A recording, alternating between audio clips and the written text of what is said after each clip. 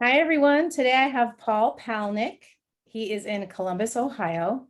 He's a very well-known artist, writer. He's been a professor of art, cartoonist, painter, book illustrator.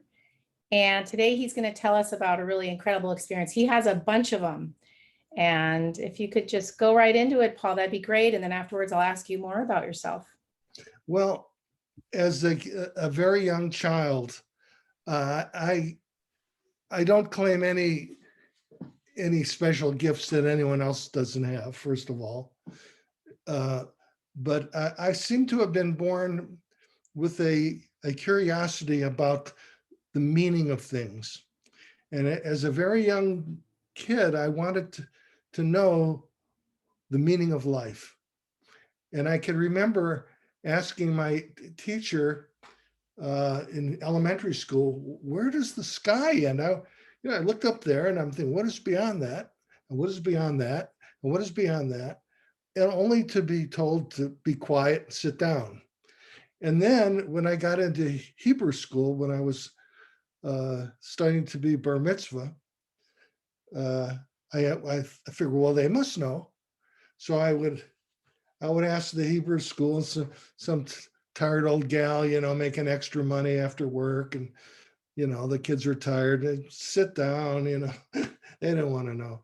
So when I saw that adults didn't want to answer these kind of questions, I would ask. My mother used to tell me, I would ask, why is this happening? She didn't know what I meant, and I would ask so often that she once asked our pediatrician. He keeps asking, why is this happening? I don't know what he's talking about.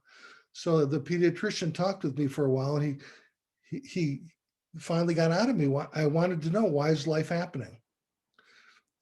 It doesn't have to be happening, but it is happening. And I wanted to know why. So that's my early form. That's the kind of kid I was. So I began, when I saw that adults were no help in this matter, I began to teach myself how to meditate. And I began meditating secretly because it wasn't cool to be kind of wandering about God when in the crowd I hung around with, we were playing baseball and that sort of thing. So I kept it to myself, because when I did volunteer to talk about these kind of questions, I was laughed at. I can remember the class laughing once and I was totally embarrassed, and kind of crushed, because it was important to me, but they thought, what a weirdo asking where the sky ends. They're on the ground here. They want to know what's going on planet Earth. And my mind was always in the heavens. So I taught myself how to meditate, and that went on for years. And I learned to hide and to keep it to myself. So I was teaching at the time. I went to graduate school at the Ohio State University and the University of Pennsylvania in Philadelphia, and then again at Ohio State University in studying art. And my first job, I remember I was writing and drawing greeting cards for American Greeting. And I did that for a while. And then I got a job teaching art at the University of Arkansas. And that's when I had my first really profound experience. I was unhappy there because I was so far from my family who lived back in Ohio. And I was on my own, and it was, I can remember I was meditating on the passage in the Torah where Abraham realized a God, and he fell on his face, and God began to speak to him. And for me, that was magic. The Torah captured me early. As soon as I heard that God, and the first that God created the universe, my mind's trying to picture all this. So anyhow, I would meditate on these passages. So I was meditating on that passage, and I kind of fell into a kind of a dreamlike state, almost asleep, a half sleep, half wake period. And before you know it, I was in another world, an inward thing, nothing, not outer space or anything like that, a state of consciousness, I would call it, a heightened state of consciousness, perhaps the highest state of consciousness that people can experience.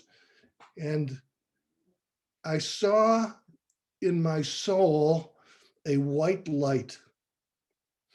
And to say a white light is to diminish what I saw, because there is no words to say how the brilliance of this light. I was like, it struck dumb in awe. And I'm looking, it was an inward thing going on. It was not something I saw outside myself. It was definitely inward. And it was this exalted white light. And so I saw souls going to the light and some coming out of the light, headed into it was surrounded by pitch blackness, this great white light and this incredible blackness. But some souls were facing the light and some were kind of being pushed away into the black. And they were all frightened people. But the people going to the light, I would describe it as the feeling of an iron filing and a strong magnet. You're just sucked into this light. And it was a wonderful, wonderful feeling. And that's my dog barking in the background. And I was like that for at least an hour or two, just like that, gazing at this white light. And beyond this white light, I'm sorry, let me move away from so she can't hear me. Beyond this white light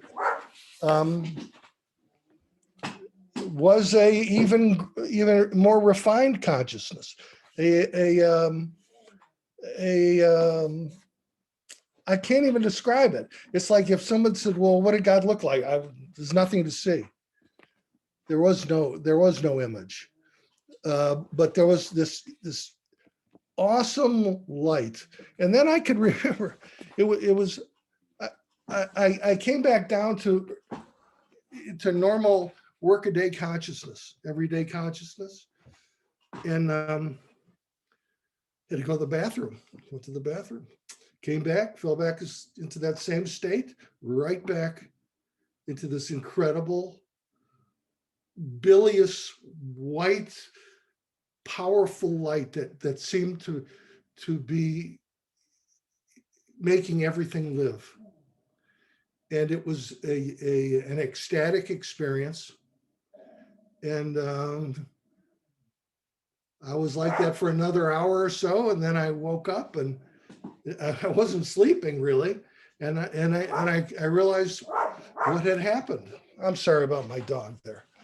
She sees people running around outside. Okay. Normal life on Zoom, right? That's what it is. It is what it is. Okay. So I'm in my studio, so I'm looking for a place to put this down. So that was it. Then I thought, oh, I've totally lost my mind. I'm teaching at the University of Arkansas. I can't go around telling people I saw God. That's nuts. People will just say you're nuts. So I kept it to myself. And I remember going to the library and looking up mystical experience. Was I unusual, or is this something that occurs to others? That I found a great deal. And I found that I wasn't crazy, that the prophets had visions like this. And in the Indian tradition of the Hindu tradition of the Upanishads, they were a mystical group, and they had visions like this. And in Christianity, they had a similar like this, and in all the different religions. And then I even looked in Islam, and there were great poets like Hafiz and who had these same mystical visions. So it's very comforting because we want to think that we're healthy mentally, spiritually, and people. So, but this is something that you keep to yourself. And this is the first time I've ever really talked openly about it. I have a dear friend who's a Chabad rabbi. I told him. My friend who's a psychotherapist, I told him, and my wife, and that's it. But now I'm an old person, I don't care. So that's the truth. I saw this white light. I swear on the soul of my family, my children, my mother, that what I'm saying is true. And I see it right now. Once you see this, you don't forget it. And when people say there is no God or they don't believe, they're making a gigantic existential mistake. That to think that this is all a big accident takes more chutzpah than anything, more craziness to think that you're looking at me and I'm looking at you.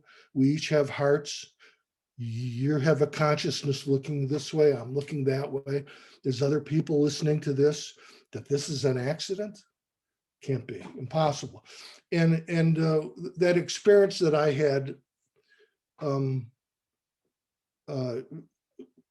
like the stamp of approval. I know it's not that I believe in God. I know that God exists. I know directly that God exists. I've had experience with God, and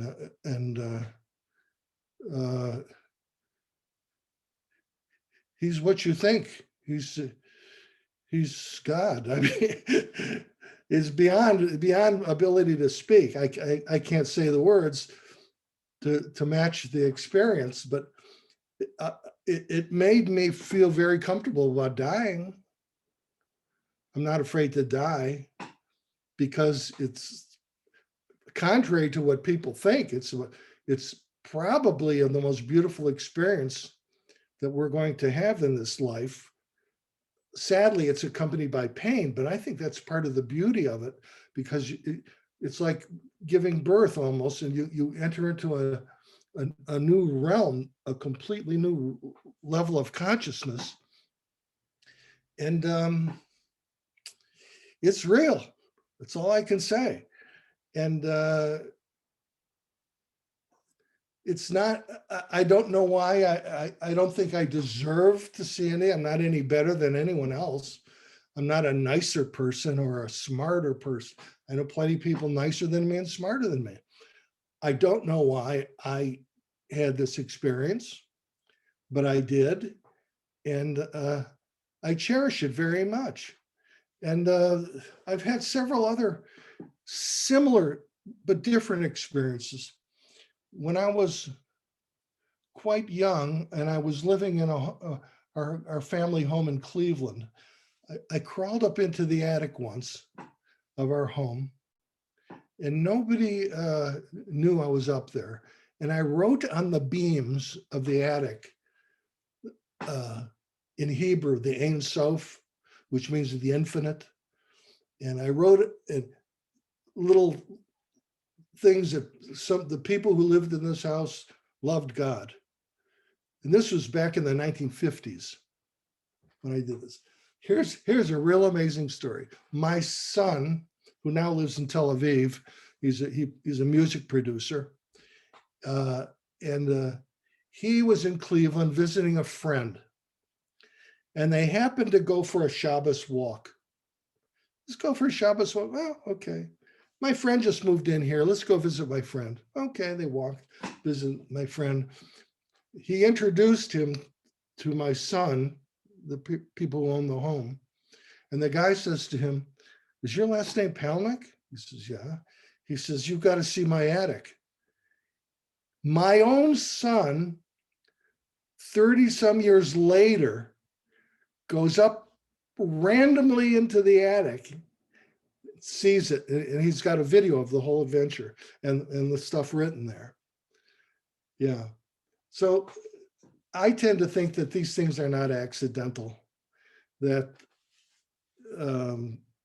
God works in very, very mysterious ways. And just when you think that there is no God, suddenly he reminds you that he's there. And ever since then, I've been meditating with great energy. Thank you, Paul. That was incredible. Also to know you haven't shared it with many people, so I really appreciate what you I shared. have not.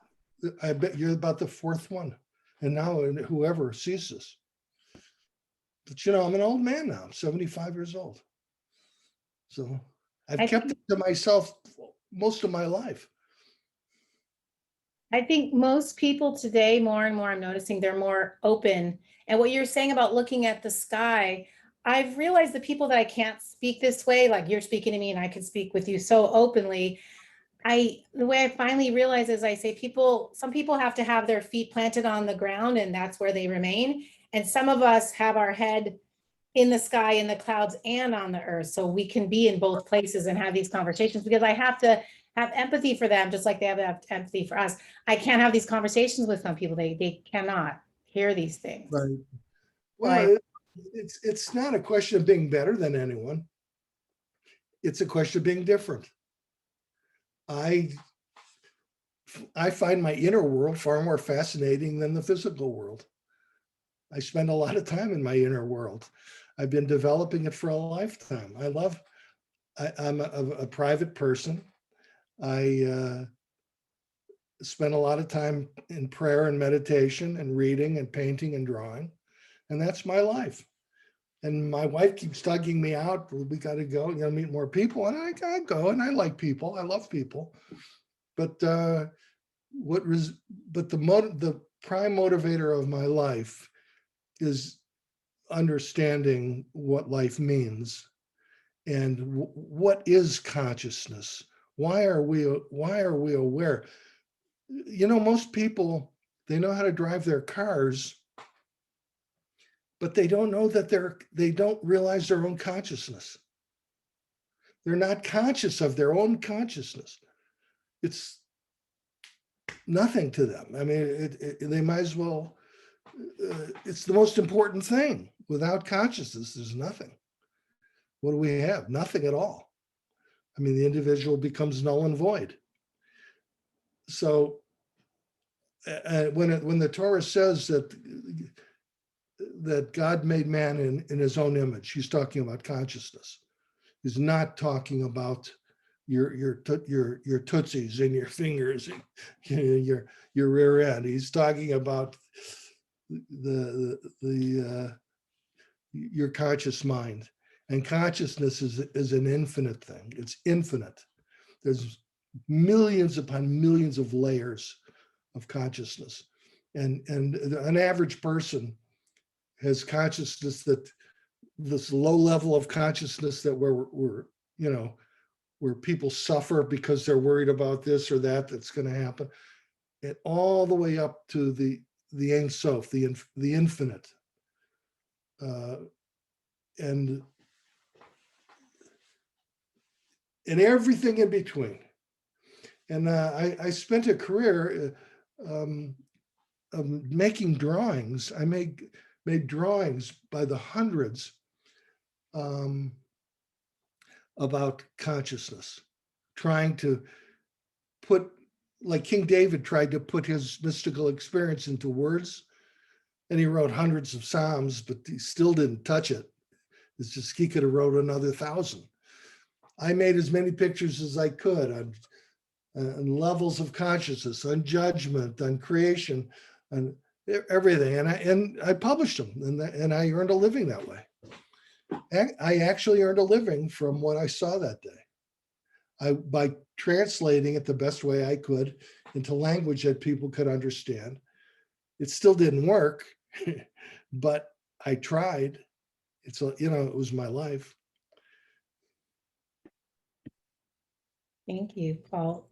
So you were mentioning consciousness, and that's why I became a hypnotherapist, is realizing that most of our day is spent in the subconscious. Like you're saying, that's one of the examples I give when I have a new client, when they're asking more details about hypnotherapy. I say most of our day is spent in the subconscious. And one of my examples is driving. We just drive, and sometimes we don't remember how we got to the next exit, or how we, a few turns that we made, because we're so deep in our thought.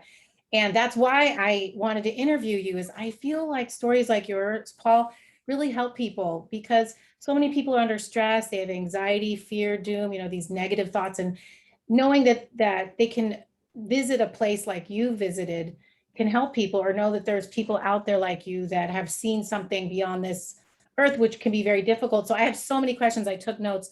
One of my questions is, how did you learn to meditate like that? And can you give us a little insight how to do it if we want to go where you went? I can't tell people how to get to see the light of God. The eternal light, hanging over the ark, the eternal light. That's what I saw.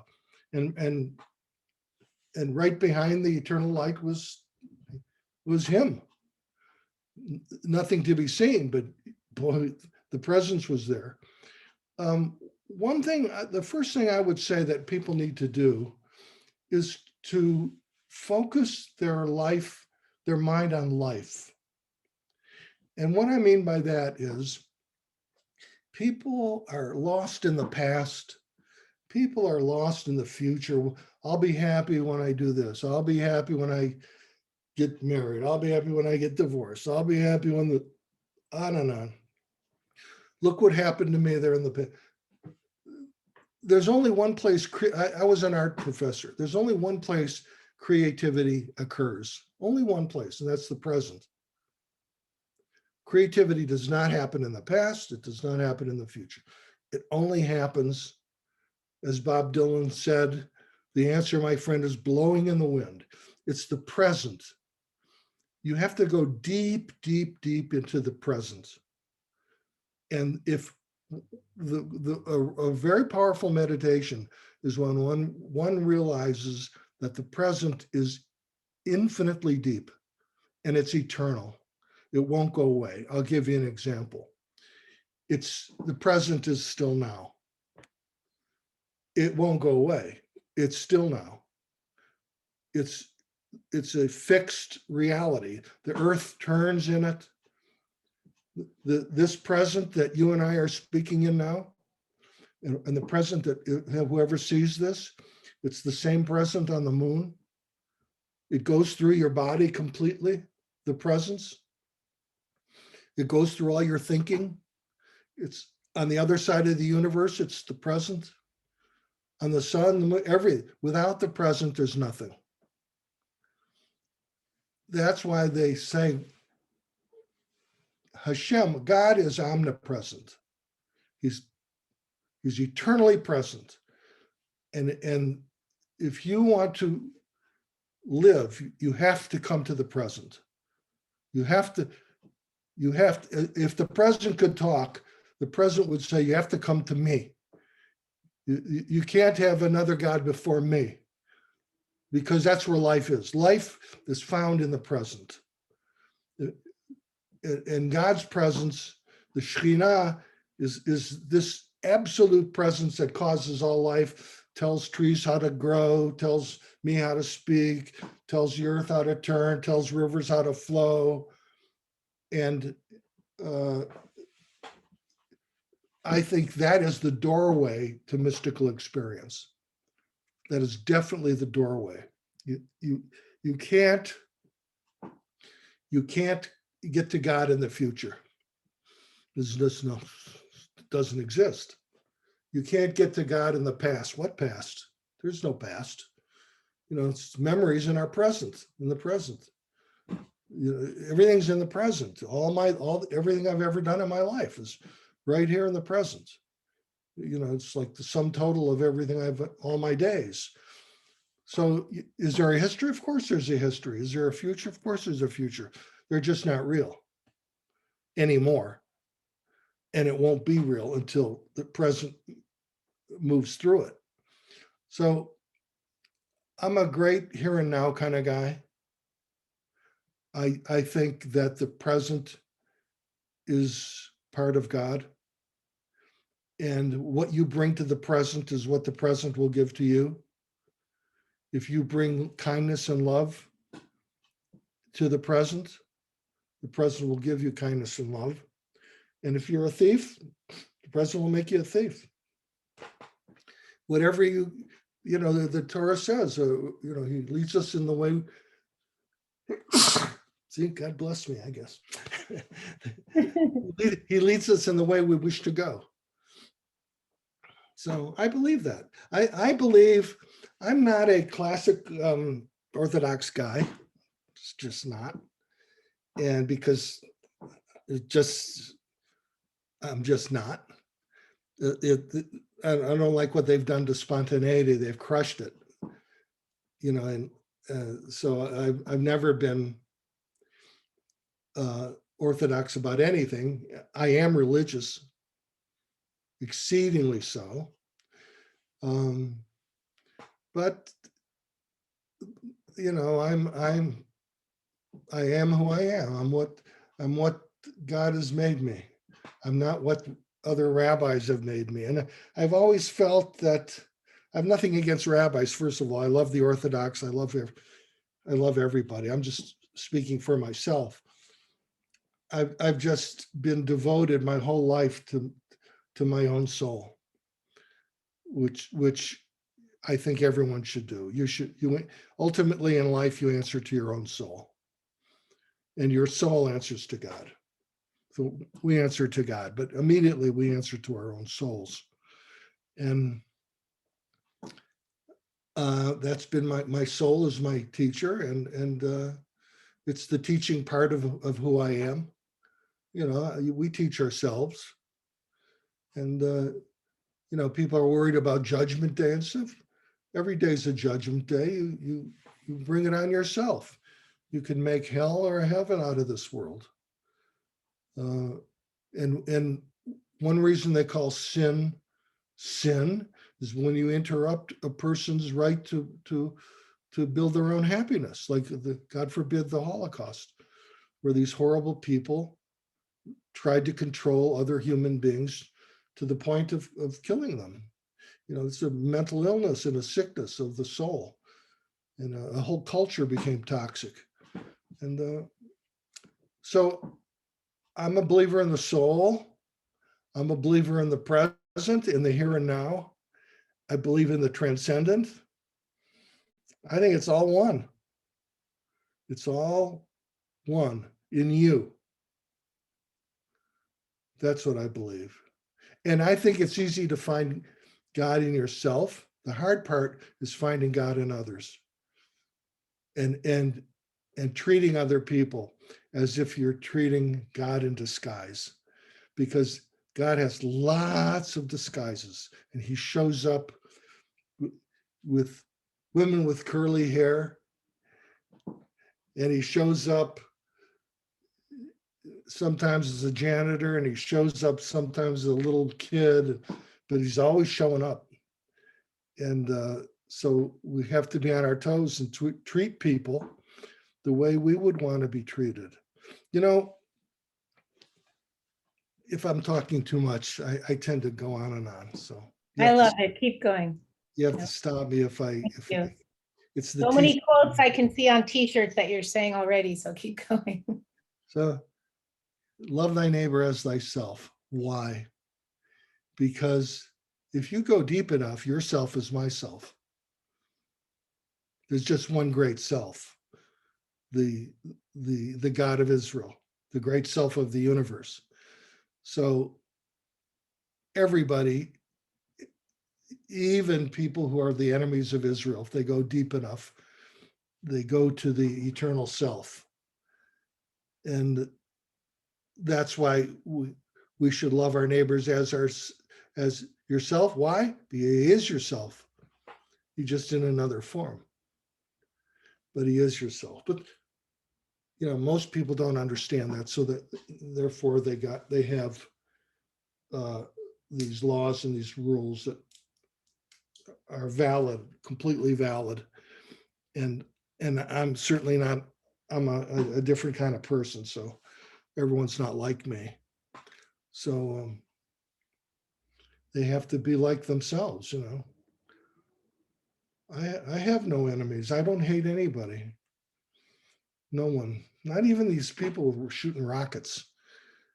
You see them, they're just sad, pathetic almost.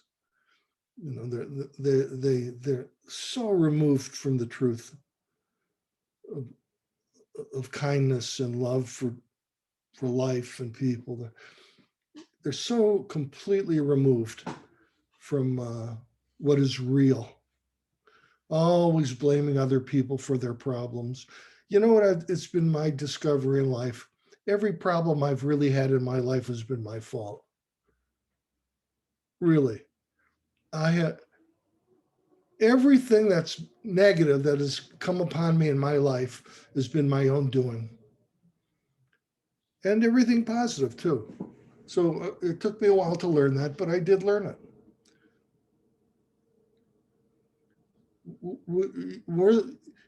Life is a do-it-to-yourself game. We can only do so much for others, and hopefully we can do the best we can for others.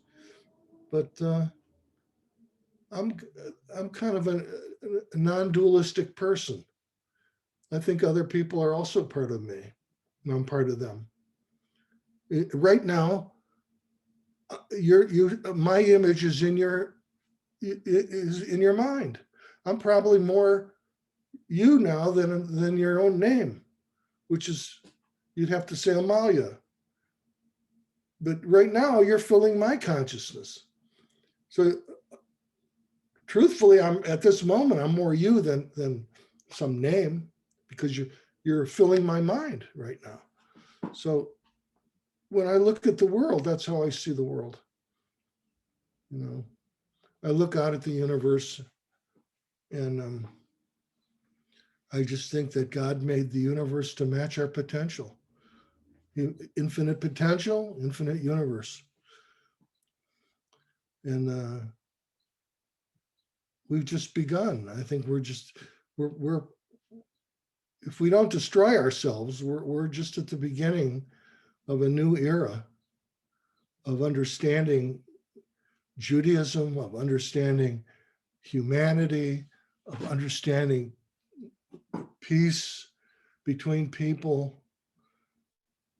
And until we learn that our enemies are not our enemies, they're ourselves, we're going to keep botching it up. Everything seems so fake lately. It's just, my wife and I were watching the news the other night, and it seemed like America was in free fall, just dumbing down at a pace. We live here in Columbus, Ohio. It's a nice sized American city. It's not Cleveland or Cincinnati, but we're a good sized town, and capital of the state. So I saw some guy going downtown with a camera asking people, "What's the capital of Ohio?" They didn't know. Think of that one. I saw one, Ami Horowitz is his name.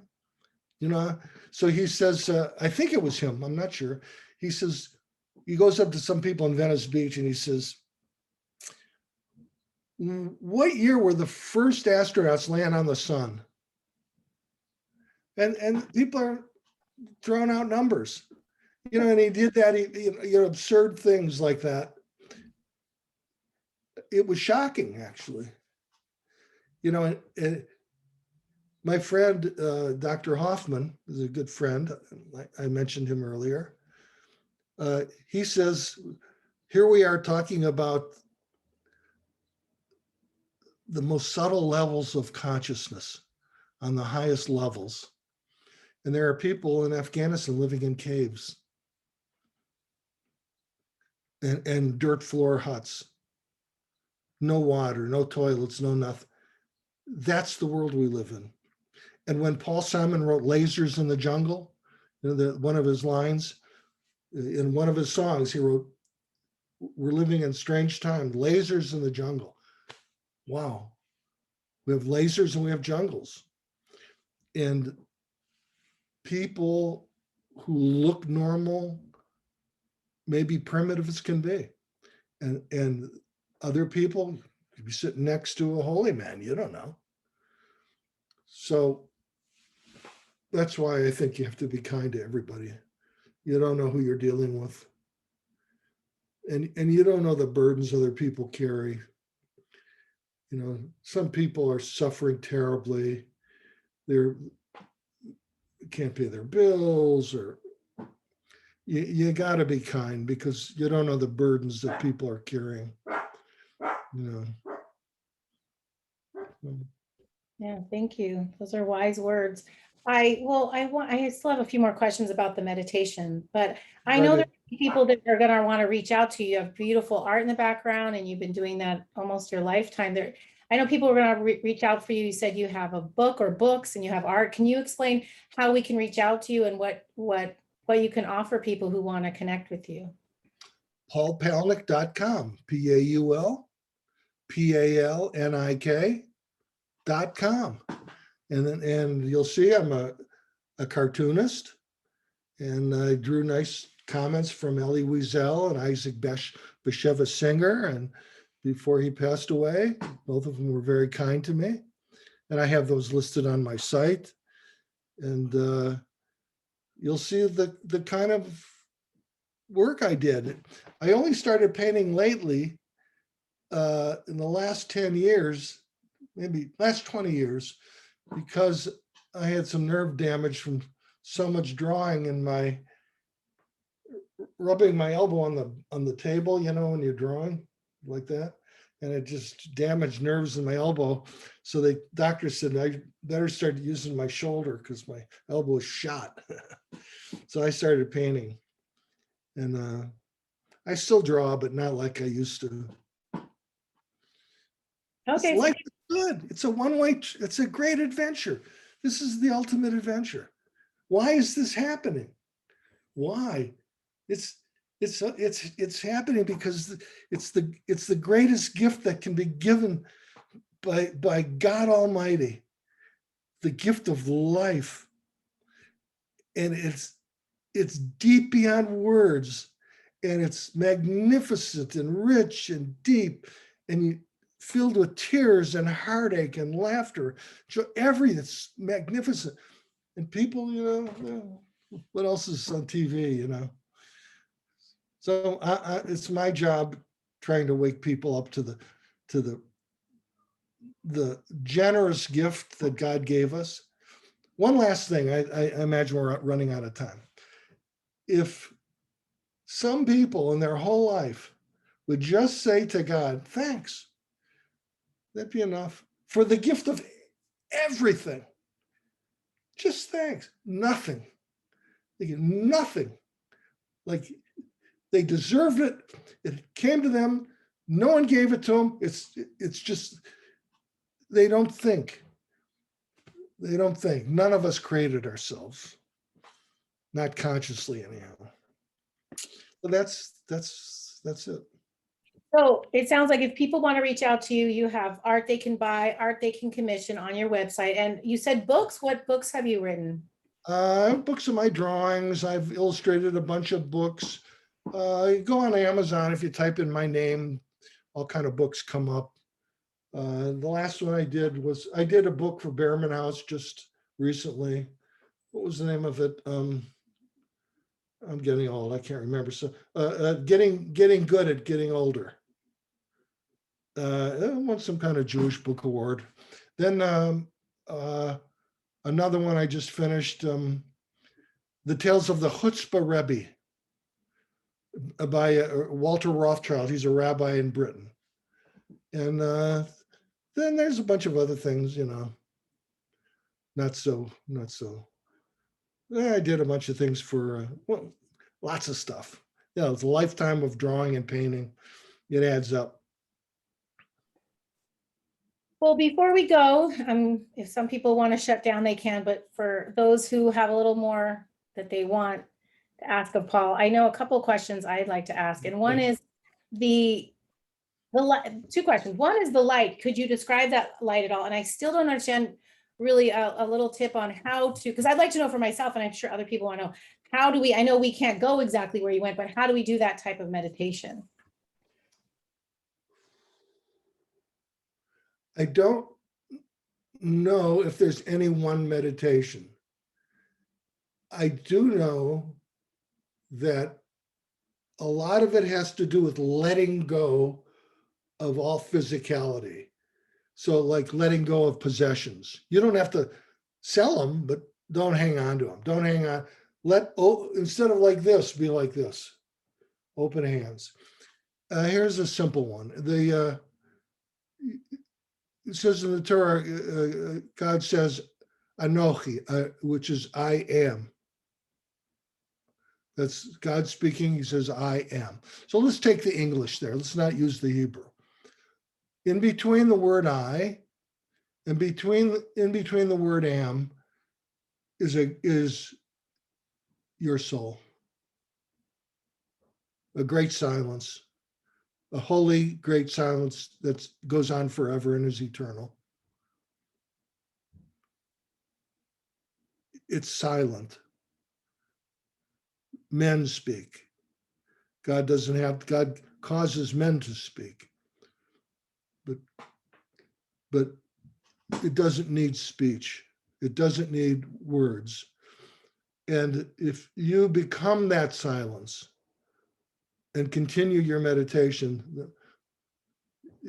I certainly can't say you're going to go to some light, because I honestly, it was by God's good grace I saw this. I'm not a special person. I'm just a regular person. I'm married. I got kids. I pay my bills. If someone cuts me, I bleed. You know, I say shit now and then. I'm not a saint or anything, but I'm telling you the God's truth. I saw this, and you want me to describe this light was so far beyond white and bright. I just, you could cry. It's so beautiful. I could almost start crying now. It's so beautiful. And there were wonderful people ascending to it, just floating up like with their arms back and just like take me type of thing. And the distinct feeling that I had was take me. I just don't want to go. It's the end of my life. Fine. Take me. I'm done. And that was the feeling. Beyond warmth, beyond kindness, beyond love, like a being that created all this, so far beyond this that there's no words. And the light was like a talus around an emptiness,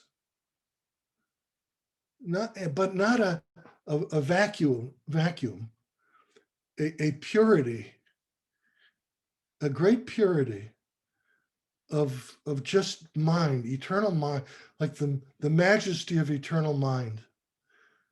And it's in everything, flowers and trees. You look at your hands, it's filled to the brim with it says in the Torah, in the Siddur, Kadosh, Kadosh, Kadosh, Adonai Tzvaot, Melo Kol Haaretz Kavodo. The holy, holy, holy is the Lord of the God of Israel. The whole earth is filled with his glory. In other words, we're filled up with God. Every inch of you is God. But we live in a world that robs us of this consciousness, and it brings us down to a commercial for Buicks, or spaghetti or SpaghettiOs or Kellogg's cornflakes. Nothing wrong with those things, but that's the world we live in. I think we have to, in a sense, we have to live in this world, but at the same time, we have to transcend it. have to go beyond it. And I think that's what Judaism teaches. I mean, we have to take what we know and give it and make the world a better place. I think that's what the mitzvot are about. And I'm no rabbi. I'm just an artist. So I don't like when people get the idea that I'm some kind of rabbi. I'm not a rabbi. Not versed in the law. My friends who's a rabbi teaches me stuff I never heard before, but I am telling you the God's truth, and I am an honest man, and I'm telling you what really happened to me, and that I am. My final question, because I know I could speak with you for another hour, because I know you have more stories. I'm sure more has happened. But I guess my final question is, I know based on my own studies of people like you've had experience like that. I haven't had any experience like that. I've just had two minor spiritual things I'll tell you afterwards when we shut the video. But usually when someone taps into that other realm, then some other things will happen. You'll have either a special talent with things you see or hear or feel, or something else will happen, or it just changes you. Has anything, because you went there, did you notice something happened the next day, week, month? Yes, I could. Do you ever walk by a hot stove and you see the shimmering coming up from the heat? I can walk by people and I see that same shimmering, and I can tell if they're happy, sad, unhappy, miserable, if they've cried recently, if they're going through a depressed, difficult period with their mate, if they're struggling to make a living. I can see it all instantly, and I can look into people to the point that it's almost unnerving to me. So that lasted a long, how many years ago was this? It lasted that long? It's still going on. It hasn't gone away. That hasn't gone away. That hasn't gone away. Incredible. Because usually it fades over time, but that hasn't No, for you. if anything, I've gotten handier at it. Hmm. But keep my mouth shut. People think you're nuts. Yeah, I know there's a lot of people that want to hear, but some people don't. So yeah, Anything out of the ordinary, they think you're crazy. yeah. Yeah, well, I don't mind. I don't, when you get to be 75, I think I paid my dues. I've done, I could say what I want to say. That's the only reason I'm agreeing to do this, Yeah. because who knows? Yeah, I could be gone tomorrow. I don't know. So my final question is there anything else I forgot to ask, or anything you wanted to say, anything that came to mind, or just general, maybe knowledge for us humans listening to you? Any tips, advice? I would say that the Torah is divided up into meditations, and you can take. I practice a Kabbalistic meditation where I'll take a line of the Torah and I'll stay with it for a month, and all kind of things begin to happen. You have to be disciplined. You have to be able to control your thinking. You have to be able to think positive about life, and you have to be able to stop thinking when you choose, start thinking. That's another thing. I've stopped when I'm speaking, I'm thinking. When I'm not speaking, it's just quiet. My mind is just peace, a deep, deep, deep, deep, deep peace. There's no words, just silence. And you're hearing my thoughts right now. I'm not thinking and then talking. I'm thinking right now. These are my thoughts. And when I stop, I'm not thinking anymore. It's just quiet. Thank you, Paul. I really, really enjoyed this. Thank you for your time. Thank you for Right? giving. Good at what you do, dear. I don't mean that in a condescending way by saying dear, but you seem like a dear soul to me. You call me anything you want. Thank you. What I'll Yeah. do too, for people who forgot your website, if they want to reach you or reach me, They just, there's a little arrow at the bottom in the comments, and Yeah. I'll put more information about you and how to reach you and how to reach me. paulpalnik.com. paulpalnik.com, and you see what I do, and send me an email from there if you want, and I do speak around the, pay people have me out, and I do that too. I haven't been doing as much lately because my health hasn't been so good, Hmm. but overcoming cancer was rough, very difficult for me. I had cancer, and I'm better now, but that'll bring you close to God, I'll tell you that. Thank you, Paul. I really appreciate your time. And I feel like there's another hour or two. of Anytime. Maybe one day, part 2 and 3. And thank you, everybody who took time to listen to this. All I can tell you is it's all true. Thank you, Paul. Bye, everyone.